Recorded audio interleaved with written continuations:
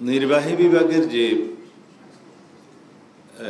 হস্তক্ষেপ অতীতে ছিল সেটা থেকে মুক্ত হওয়ার জন্য কেয়ারটেকার সরকারের বিধান, যেটা সমগ্র জাতি একমত, এবং এই তত্ত্বাবধায়ক সরকার পদ্ধতি পুনর্বহালের জন্য দীর্ঘ 16-17 বছরের যে সংগ্রাম, সেটা এই জাতিতে আর কোনো দ্বিমত নেই যে তত্ত্বাবধায়ক সরকার ব্যবস্থা পুনঃপ্রতিষ্ঠা করার বিষয়ে।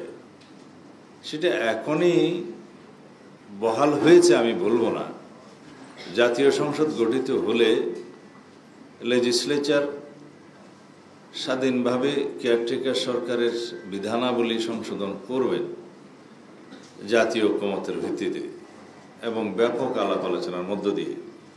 অতীতের যে বিধানগুলো আছে সেই বিধানের মধ্যেও কিছু কিছু বিষয় আমরা সংশোধনে আনার বিষয়ে একমত হয়েছে। যেমন জুডিশিয়ারি নির্ভর তত্ত্বাবধায়ক কমিশন থাকা ঠিক হবে না, তার বাইরেও কি কি বিধান আনা যায় সেগুলোর বিষয়েও একটা একমত হওয়া গিয়েছে।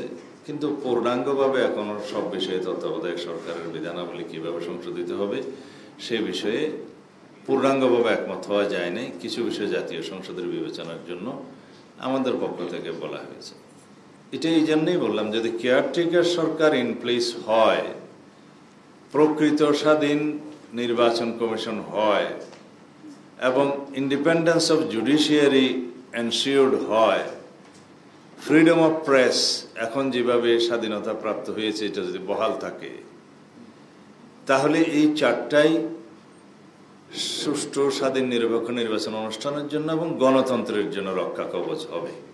চাইলেও কোনো পার্লামেন্ট আর ফ্যাসিবাদী আচরণ করতে পারবে না, এবং চাইলেও সেরকম কোনো পার্লামেন্ট গঠিত হবে না এই প্রক্রিয়ার মধ্য দিয়ে। যদি independence of judiciary, freedom of press, প্রকৃত স্বাধীন নির্বাচন কমিশন এবং কেয়ারটেকার সরকার, এই চারটা প্রতিষ্ঠিত, যেটা প্রায় আমরা কাছাকাছি এসে গিয়েছি প্রতিষ্ঠার। কেয়ারটেকার সরকার প্রতিষ্ঠিত হবে ইনশাআল্লাহ। নির্বাচন কমিশনের যে সংস্কারগুলো সংশোধনের কথা বললাম সেটা সবাই একমত হয়েছে, এই বিষয়ে কোনো নোট অফ ডিসেন্টও নাই, সবাই একমত হয়েছে। আর থাকলো কেয়ারটেকারের বিষয়ে সবাই একমত। গঠন প্রণালী নিয়ে কিছুটা বিতর্ক আছে, সেটা পরবর্তীতে সমাধান হতে পারে। সব বিষয়ে একমত, শুধু তিনটা গঠন প্রণালীর সিস্টেমের মধ্যে একটি বিষয়ে একটু দ্বিমত আছে, আর ফ্রিডম অফ প্রেস। তো এর পরে নির্বাচন অনুষ্ঠানের জন্য আমাদের কোনো রকমের চ্যালেঞ্জ তেমন একটা মোকাবেলা করতে হবে না। কিন্তু বর্তমান সময়ের জন্য চ্যালেঞ্জ আছে। সেই চ্যালেঞ্জটা কি? আমরা এখনো ফ্যাসিবাদ মুক্ত হলেও নিজেদের মধ্যে গণতান্ত্রিক প্রক্রিয়ায় উত্তরণের বিষয়ে এখনো ঐকমত্য হয়তো বা পোষণ করতে পারিনি।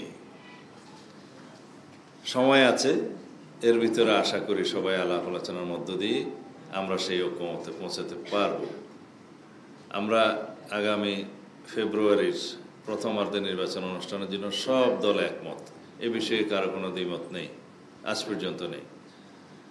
দ্বিতীয় বিষয় হচ্ছে যে সংস্কার কর্মসূচি বাস্তবায়নের মধ্য দিয়ে নির্বাচন অনুষ্ঠান হবে কিনা, এবং বিচারের বিষয়টা এখন আর কেউ বলছে না, কারণ সবাই ইতিমধ্যে বুঝে গিয়েছে। আমরা বলেছি যে বিচার কোনো কন্ডিশনাল বিষয় নয়, বিচারের জন্য কোনো সময়সীমা নির্ধারণ করে দেওয়া যায় না, তাহলেও বিচার হবে। সুতরাং বিচার কার্যক্রম জুডিশিয়ারির মধ্য দিয়ে স্বাধীন জুডিশিয়ারির মাধ্যমে পরিচালিত হবে, এবং যেই সরকারই আসুক তাকে সেই বিচার প্রক্রিয়া কন্টিনিউ করতে হবে। এবং ইন্ডিপেন্ডেন্স অফ জুডিশিয়ারি যেহেতু প্রায় এনশিওর্ড হয়ে গেছে, আমি বলবো বাকিটাও হয়ে যাবে।